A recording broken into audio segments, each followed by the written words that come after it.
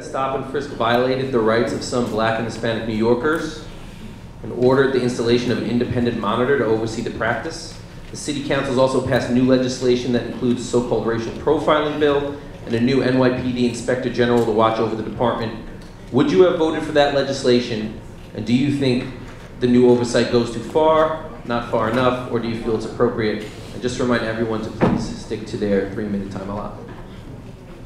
We're going to start with Mr. Sweeney.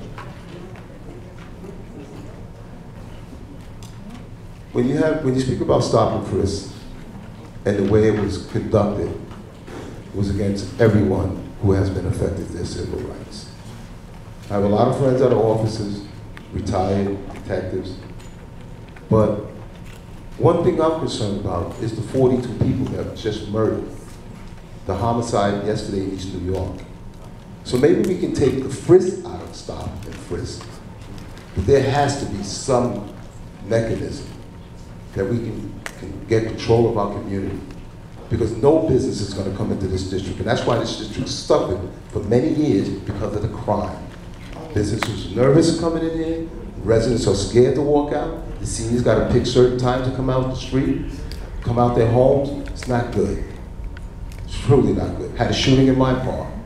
And the kid did not go home and get the gun, he had it on him. The legislation that was passed with the Inspector General, it's good stuff. Would I have supported? I definitely was, the pros and cons. I don't think no one should be violated, but we got a problem. And if it's, I met a woman that came up to me and said her nephew was just murdered six days ago or whatever, and she was supposed to come tonight because I told her to come. And she asked me, am I for a curfew? We have to really look at our community, our young men, our behavior in some respect. I'm not blaming them, but we have to have some law and order. And the 40 murders between the Trayvon Martin verdict came down, where everybody took to the streets nationwide, and right after that, we had that many people killed. I'm very concerned about the quality of life of the folks that are doing the right thing. We have a small percentage of people that are doing it. For years in Bed-Stuy, you would hear the gunshots, we got immune to that. District has changed. And I think stop and frisk was created because they were forcing people out of Manhattan, people that don't look like us, they came in the district, they wanted to make them safe. But I believe if we can get a hold of our young folks, change the way we think and view the police, they're there to protect us. I am not giving anybody a hard time that carries a gun, but the method and the harassment was a civil rights issue. And I watched the City Council hearing on stop and frisk.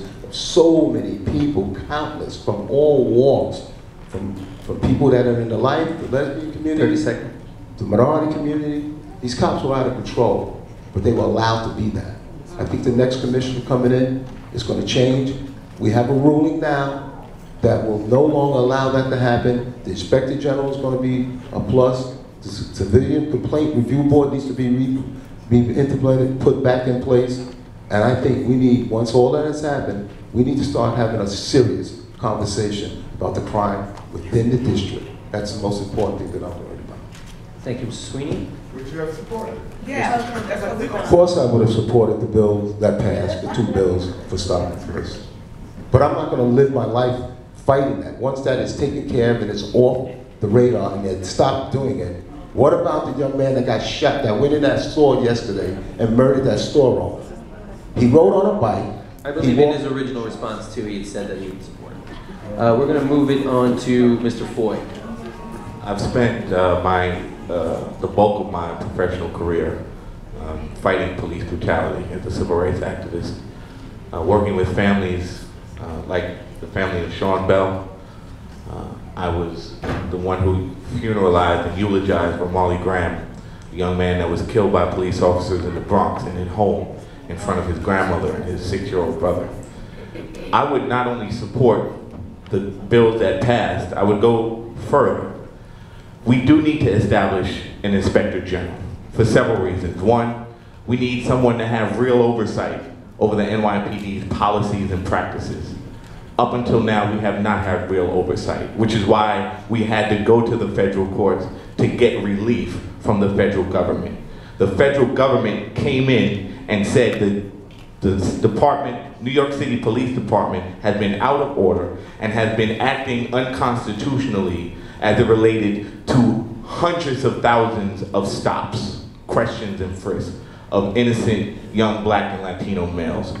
An inspector general could have intervened a lot sooner, could brought some transparency and some accountability to the police department, so that we would have never gotten to the critical mass of hundreds of thousands of us being dehumanized. The second piece of legislation is a racial profiling bill, which allows us to seek injunctive relief from the state if we believe that we have, as individuals, been racially profiled. What that means is that we can sue New York, not for money, but for a change in policy. So those two will go a long way into bringing accountability, but it does not speak to the actions of individual officers. So what we need to do is reform the Civilian Complaint Review Board, give them real independent prosecutorial authority. We need to remove them from the NYPD, where they get their funding from. The Civilian Complaint Review Board gets its money from the NYPD. We need to break its funding out of the department. We need to give the Civilian Complaint Review Board independent prosecutorial authority so that they can independently investigate and prosecute officers for their individual actions. We also need to increase the number of police officers on the streets. Now, that may sound a little counterintuitive, but the reason that the police currently are being so aggressive is because there are not enough of them on the streets. They are not visible enough, they are not where they need to be, and they cannot prevent crime from happening at their current force levels. They can only respond to crime.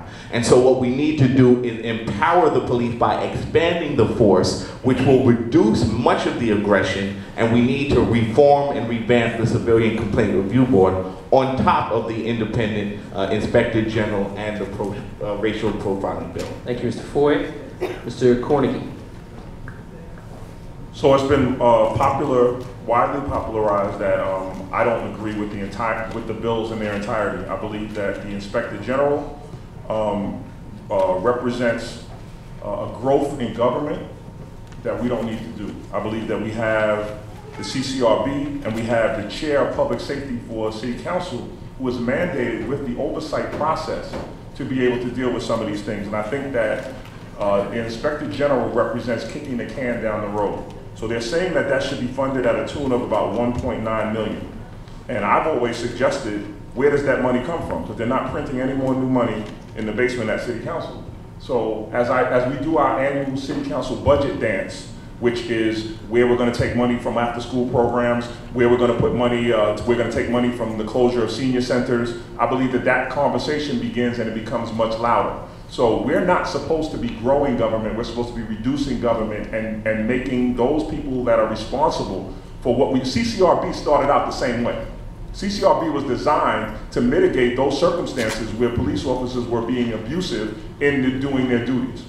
So now we're suggesting to kick the can down the road and not hold those people that put that office together accountable, but create another office to now look. And finally, I believe that what happens is you begin to